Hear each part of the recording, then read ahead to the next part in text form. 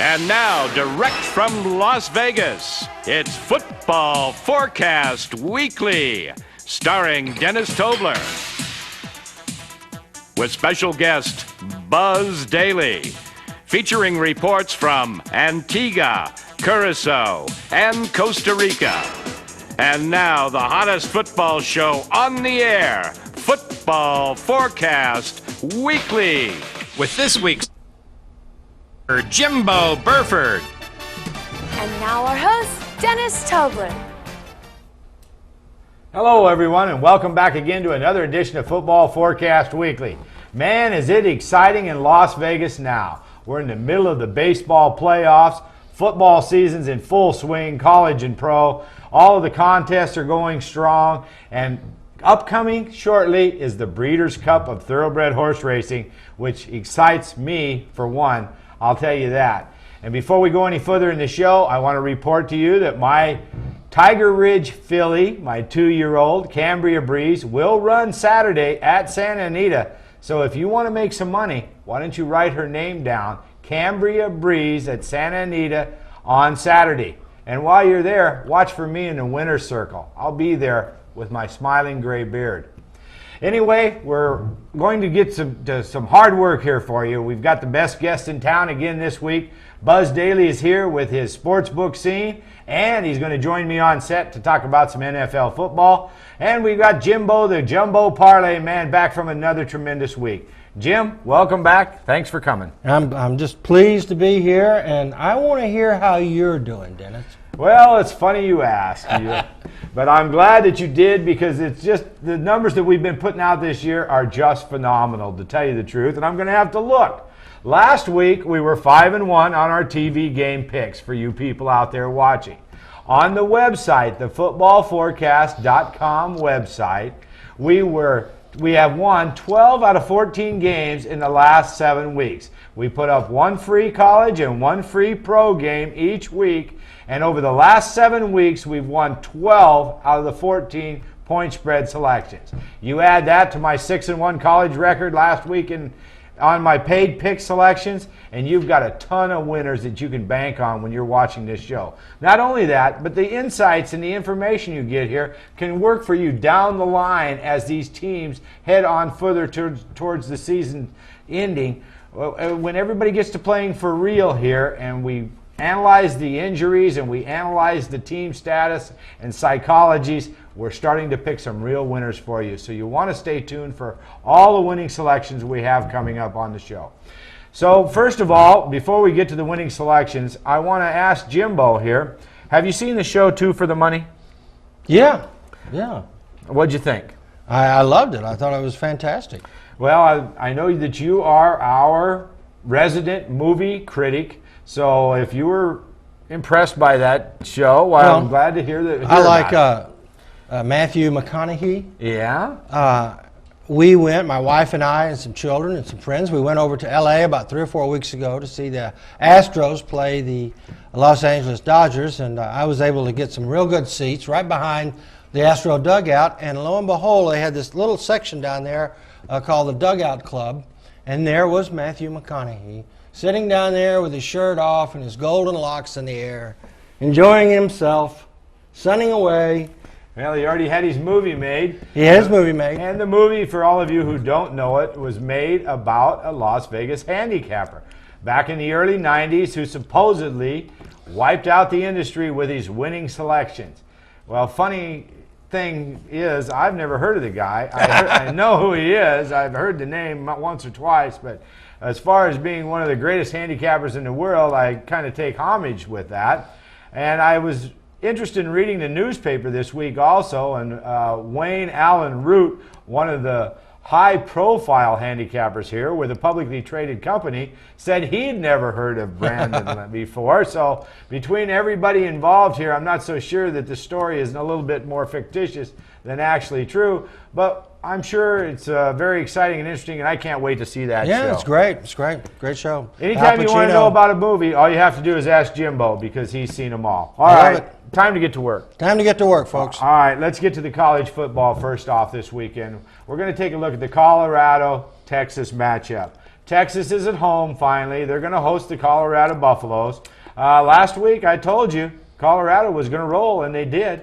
And I think Jimbo told you Texas was going to roll, and they did. Now the two of them meet in a crucial game for the conference title.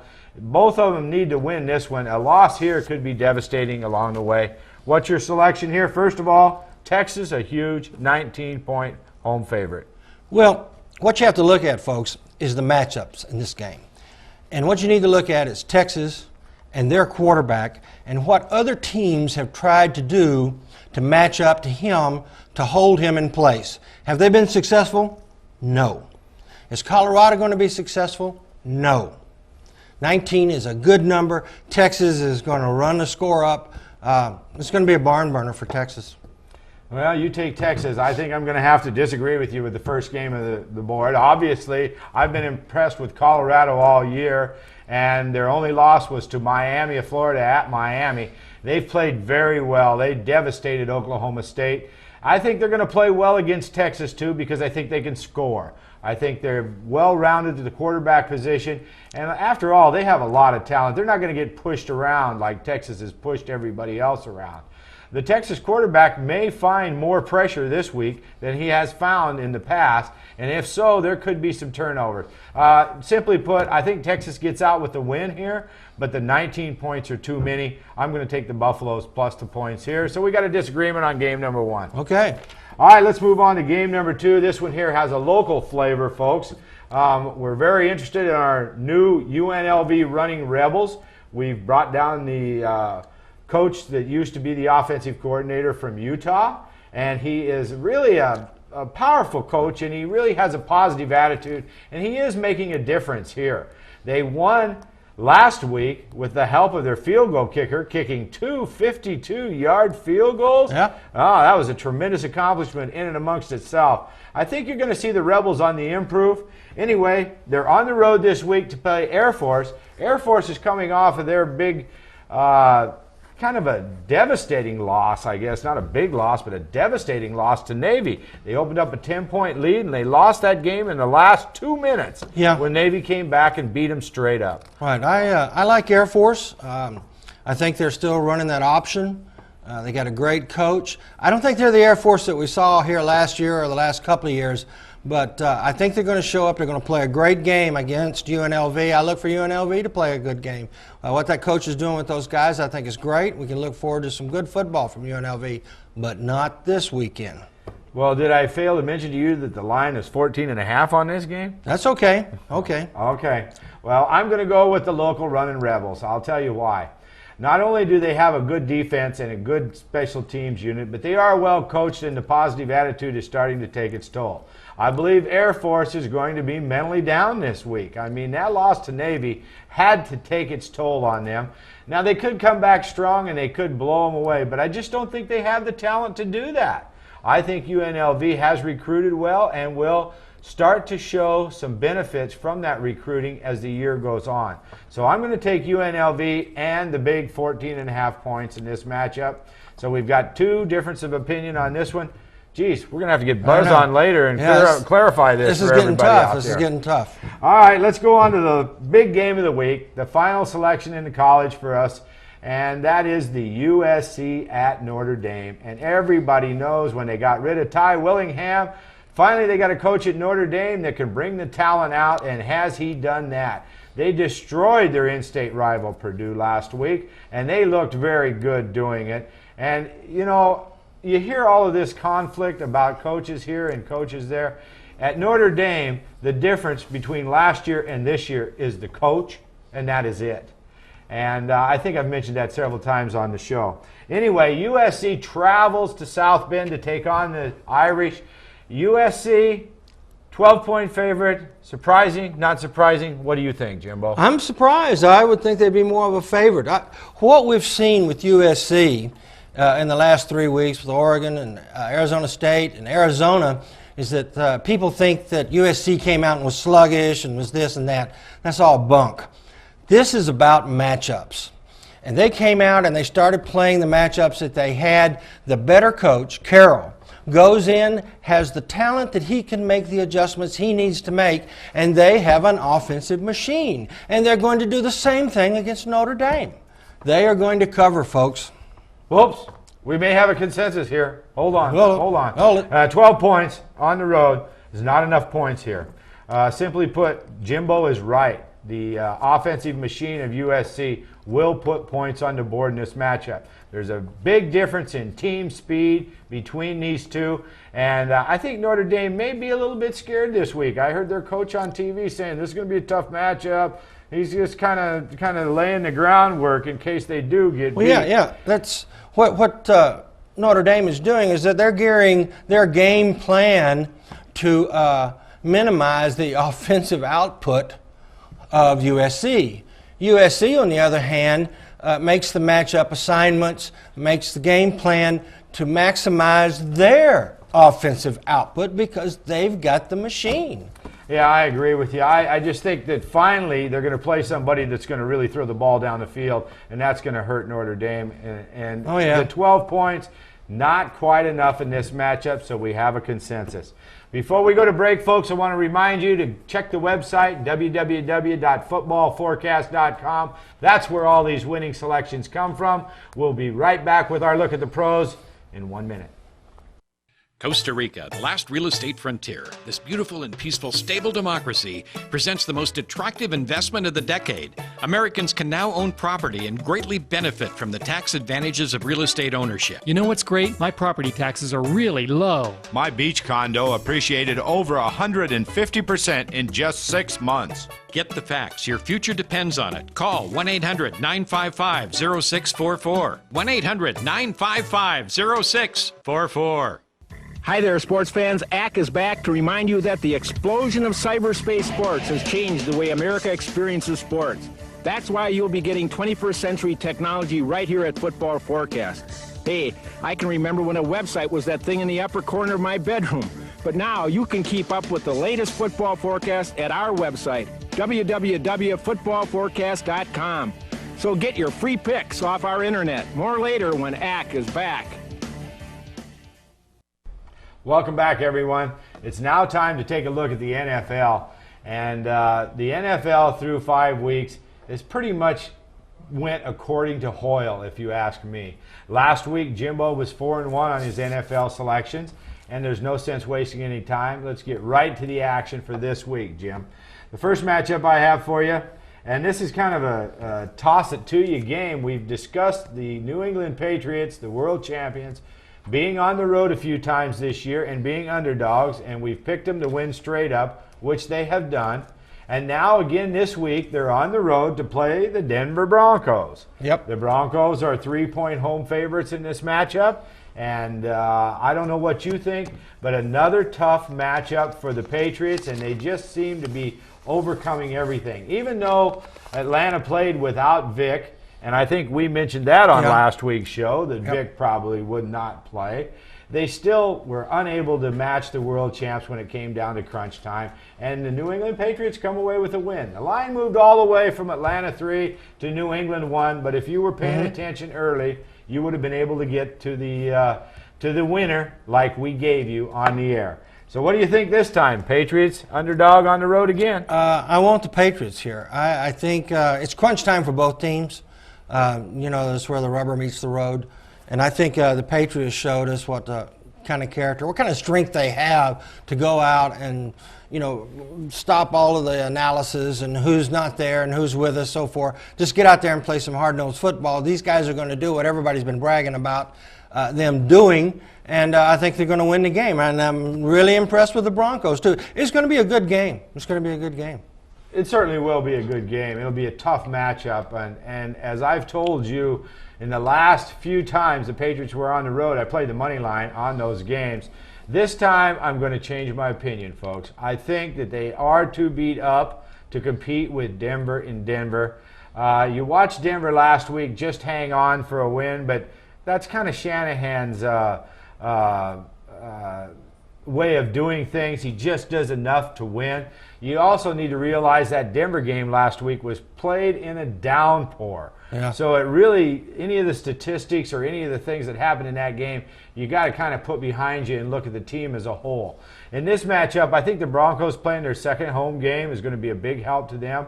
The Patriots have just got too many holes to fill. They've got too many people hurt on defense, and defense is where they're going to suffer this week.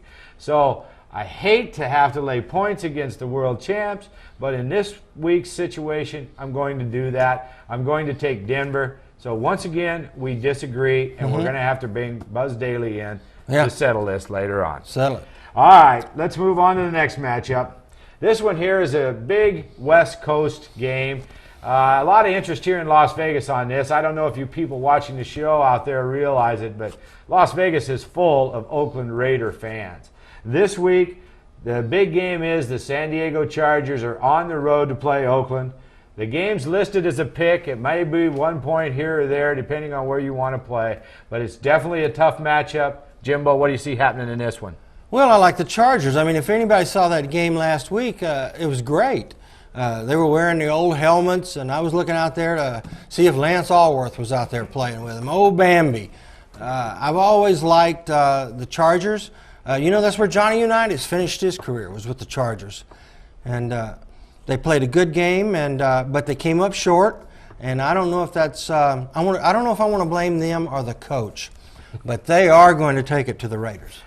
Well, I'll tell you one thing. You can certainly blame the coach for their loss last week. But I will also tell you this. Those blue uniforms with those Thunderbolts on them and them helmets are the prettiest uniforms that have ever been in the NFL. Now, I don't care who disagrees with me on my picks or whatever, but I'll tell you one thing. Those blue Charger uniforms are fantastic, and I wish they still had them. That being said, I was actually a Charger fan one point in my history, and that was when they brought in Jim McMahon, another over-the-hill type quarterback to salvage their seasons. And they brought him in, and the first couple of games, I had 50-yard line seats. I'd fly down from Las Vegas each time they played at home. And a couple of games into the season, some yahoo from the stands threw a beer bottle and hit Jim McMahon in the eye. I don't know if you remember that or not. No, I don't. It damn near blinded the guy. And I tell you what, I just could not put up with the San Diego Charger fans. I gave up my season tickets. I hate San Diego, okay? They know nothing about football down there. They have women mayors, women city councilmen. They know nothing about football, okay? So in this matchup, Oakland at home, I told you earlier in the season, Norv Turner would turn this team around. And I'll tell you what they're going to do. They're going to stop the run. Oakland's going to stop the run. That's how they're going to win. They're going to throw deep. And when they throw deep, they're going to score on San Diego because San Diego hasn't really been able to stop anyone. They've given up a lot of points this year. And we've always got Schottenheimer. Leave it to him to blow the game in the end. So a pick game, I'm going to go with the home team as a pick. I'm going to take the Raiders here and run to the windows and cash the tickets. All right, so that does it for our NFL matchups this week. One more time, I want to remind all of you, go to the www.footballforecast.com website. You can get free selections on the website. You can watch this television show on the website, and you can also purchase picks from Jimbo and myself, and we're hitting at a phenomenal rate this year. Check it out yourself. 10 out of 14 last free picks have been winners, so you'll want to go there each week before you make your plays. We'll be right back with Buzz Daly and the sportsbook scene. Sports Players Club presents Sports Scene with Buzz Daly, appearing each week exclusively right here on Football Forecast Weekly. We're a third of the way through the football season, sports bettors, and already we've seen enough lame coaching and moronic play calling to make Knute Rockne roll over in his grave. As bettors, we're sick and tired, and we're just not going to take it anymore. At least, not without publicly shaming the culprits. In essence, hoisting them on their own petards for all to see. So we're initiating our Losers Are Us Hall of Shame, in which we'll single out the most blatant example of a coach who at best needs to be retired, or at worst, should be forced to run a bait shop in the Florida Keys. Incidentally, that is exactly what happened to the coach who called what is probably the most infamous play in history, the New York Giant history at any rate. He was responsible for a play known as the fumble in what ranks as one of the most notorious finishes in NFL history. Back in '78, the Giants had a 17-12 lead over the Eagles with less than 30 seconds left, and the sellout crowd of hometown fans were really celebrating that victory because they were few and far between for the Giants. Inexplicably, however, the offensive coordinator called for a handoff from QB Joe Pisarcik to fullback Larry Zonka, who unfortunately was unprepared to receive the handoff because in the huddle, the players all said, "Hey, just take a knee, Joe." Well, Joe was not going to go against his coach's wishes, so he handed the ball off. It bounced off Zonka's chest. It hit the ground, taking a single bounce right into the hands of Eagle safety Herman Edwards. He scooped the ball up and in the twinkling of an eye ran untouched into the end zone for a miraculous, at least for the Eagles, 19-17 victory. The shocked crowd went silent, and there was about 80,000 unhappy campers filing out of the stadium that day. In the aftermath of the defeat, Giants head coach was fired after the season. The offensive coordinator who called that play, he didn't get out of the press box. He was fired before he even left the press box, and he wasn't able to get a job with any NFL team, and his next position was running a bait shop in the Florida Keys, and there were those folks who felt that he was not even qualified for that job. Okay, our nominee for installation, our first nominee for installation into the Losers Hall of Shame, Losers R Us Hall of Shame, is that perennial loser which Dennis referred to earlier, Marty Schottenheimer. Kicked out of Cleveland as a head coach, kicked out of Kansas City as a head coach, kicked out of Washington as a head coach, and now held in utter contempt in San Diego with a team that should be playoff bound. But under Marty, they figured to have a hard time reaching the 500 mark.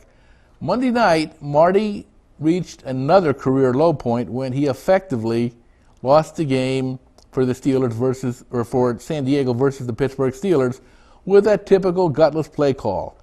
After the Chargers had scored a touchdown with less than 5 minutes to go in the fourth quarter and finally squeezed ahead of the Steelers 22-21 in a very hard-fought game, the fearless coach knew he had to go for a two-point conversion to get a 3-point lead. So he ran the routine Marty play that had the routine Marty finish. It was a off-tackle play that the Steelers stuffed well short of the goal line.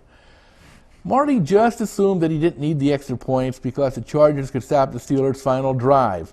Wrong. A 40-yard field goal with 6 seconds left on the clock beat the Chargers 24-22 and reduced it to a team with a dismal 2-3 record instead of a playoff hopeful 3-2 record. Hey, Marty, welcome to the Losers R Us Hall of Shame. Soon, you'll be joined by your equally inept peers who, when gut check time comes, run to the corner and look for a barf bag. Gang, if you got a candidate for the Hall of Shame, send it to Buzz Daly at AOL.com.